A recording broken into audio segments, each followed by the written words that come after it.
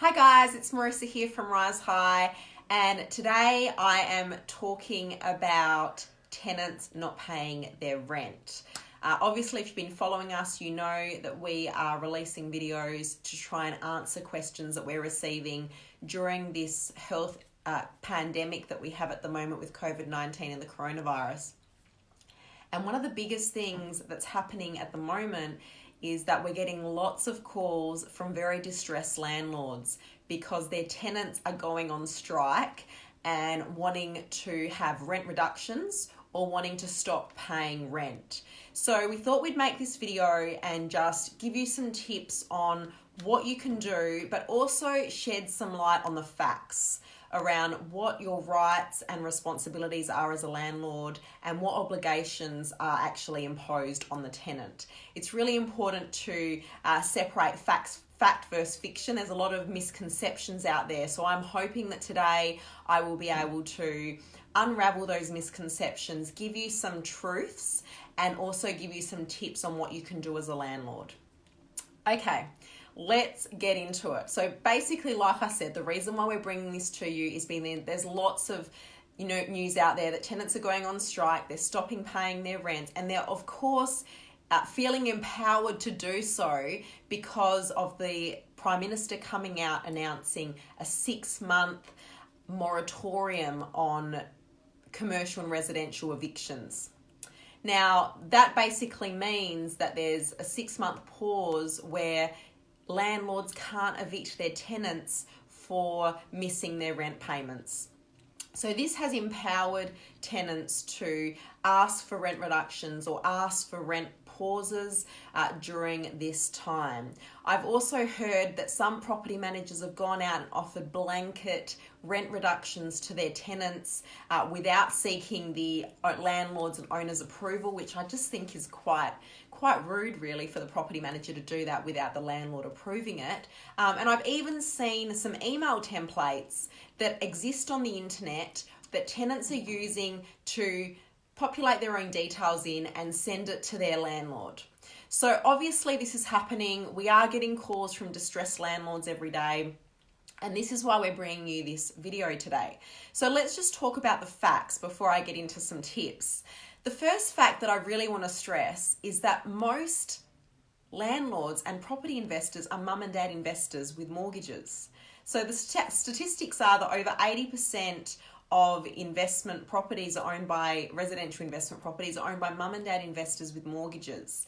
And the concept or the theory is that because the investors are potentially able to apply for a repayment holiday on their investment loan during this period, the tenant should also be able to pause the rent during the same period.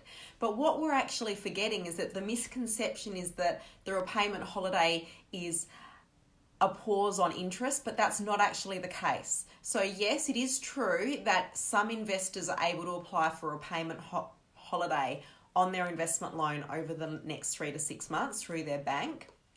But during that period, they are still having to pay interest, but it's just the interest is getting capitalized onto the loan. So when this period of pandemic finishes, the investor's actually going to have to pay that interest back to the bank. So it's actually not an interest reduction, it's interest that will be charged but paid later. So it's a deferred interest rather than an interest reduction. So that's the first thing. Most landlords actually can't afford not to have rent coming in because they have their mortgages to pay, but also they still have the obligations to pay their council rates, their water rates, the all of the different fees and expenses that come with the property. So they need to still continue making those payments. They need to fix all the maintenance and repairs on the property. There's no pause from any of that. So landlords still need some income coming in so that they can meet their obligations as landlords. Secondly, the moratorium on evictions, there's a big misconception around this. And what I really want to point out is that this is actually only available for tenants that have experienced severe financial distress and hardship, and they've lost their employment or their income because of COVID-19. What I really want to stress here is that evictions are still possible during this time. And the moratorium on evictions is only for those that have genuinely experienced severe hardship. Okay, so those tenants whose situations and circumstances have not changed, they still have the obligation of meeting their rental payments. Their obligations have not changed. They still must comply with their lease agreement and they must still meet their rent repayments. So that's one thing I really want to say. The other thing is that, like I said, evictions can still happen during this period. And when tenants and landlords can't reach an agreement about what will happen in the case of potentially a request for reduced rent, then landlords can still apply to SACAT in South Australia to have an order made to just determine what will happen moving forward. Thirdly, I really encourage tenants to think about the long-term implications of their actions. Now, I know that there are some very genuine cases where tenants do need some help and some relief. And in those situations, we should be willing to discuss that and talk through the possibilities. But there's also some situations where some tenants are taking advantage of the situation that is presented to us at the moment and are applying for rent reductions or stopping to pay their rent when really there is not a genuine case for them to do this. Now, what I would encourage these tenants to do is think about the long-term implications of their actions, because if they are doing that and not actually being fair and reasonable under the circumstances, then they're unlikely to have their lease renewed, firstly. But secondly, they're unlikely to get a good rental reference from their current landlord and property manager, which will make it difficult for them to rent another property in the future. So it is a period of great uncertainty. It's a period of great distress for many, and many are experiencing financial hardship, both on the landlord side and on the tenant side. And it is a time that we have to be considerate and work together well, but it is important to differentiate a genuine case of financial hardship with someone trying to take advantage of the situation. So there's some facts that I wanted to share with you. Now, let's talk about some tips if your tenant stops paying rent. So basically, the first thing I suggest that you do as a landlord is really assess whether it is a genuine request, okay? It is acceptable for you as a landlord for you to liaise with your property manager and request that the tenant provides evidence of their hardship. So what I'm saying here is it's fine for you to ask for pay slips, for bank statements. You can seek evidence of their bank balances to see if the tenant actually has some savings. If they do have some savings, then it's not severe financial hardship, even if they have lost their employment income, because they should be making the repayments from those savings. You can also ask for evidence that your tenant has applied for job seeker or that they will be receiving job keeper. And you can ask them for a breakdown of their living expenses so that you can actually look at their income, their living expenses, their savings, to actually determine with the tenant what they can actually afford.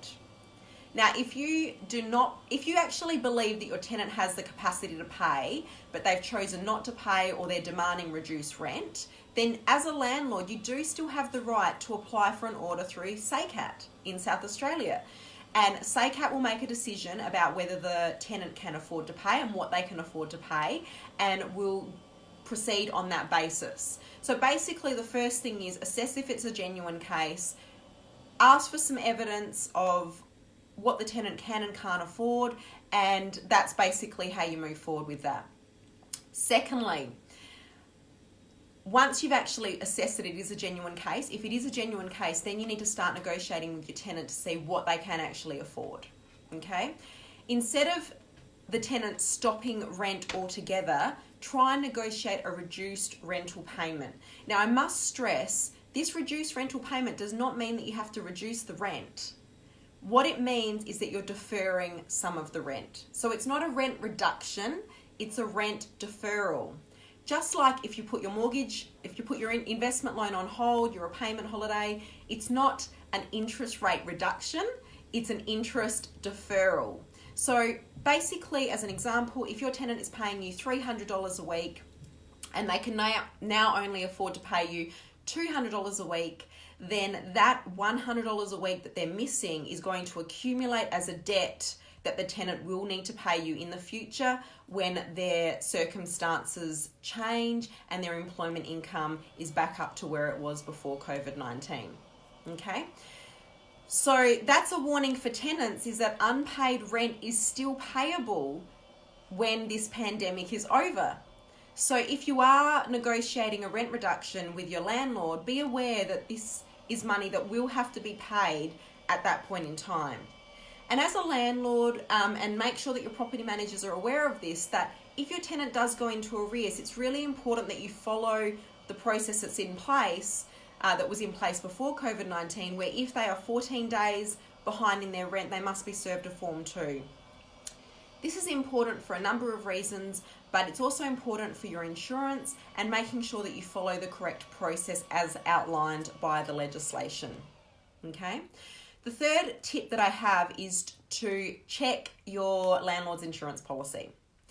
Now, every landlord's insurance policy is different, but if you are finding yourself in a position where your tenant is going to have to reduce the amount of rent they pay you, before you agree to any reduced income, please check with your insurance provider to ensure that this is not going to impact your insurance policy and it's not going to impact your rent default clause and what you can claim down the track. This is really important, so don't agree to any rent reductions with your tenants until you understand what you can do with your insurance policy. Finally, if you reach a point where there are no ways for you to meet your mortgage repayments because of the fact that you've had reduced rent, then you can apply for a payment holiday on your investment home loan, or potentially if you're paying principal and interest currently, you can seek to have that converted to interest-only repayments so that you can ease your cash flow burden a little bit. We've got a really great video on what to consider in applying for a payment holiday. I've also got a great video on our YouTube page on Rise High TV about switching from principal and interest to interest only. So if this is something that you want to consider, then definitely have a look at those videos. Check out the videos on the YouTube site under Rise High TV to get some more tips on those, because you should make sure that you exercise caution when reducing your loan repayments for investment loans, because as I said, any interest that you don't pay now will be capitalised onto the loan. So hopefully those tips have helped. I've had quite a few people tune in today. Hi Emily, hi Steve, hi Andrew, hi Sam, hi Ben. Thank you so much for tuning in. There's quite a few more of you, but we have run out of time. But we're always here to help. We're here to answer your questions. We want to support you through this time. Please remember this is temporary and we will get through this together, and we've got your back at Rise High. So anything you need, any questions you have, please get in touch. We will continue to provide you with this education. We'll continue to provide you with this support, and we'll continue to help you get through this period. Thank you so much for tuning in, and we'll see you again next time. Thank you. Bye.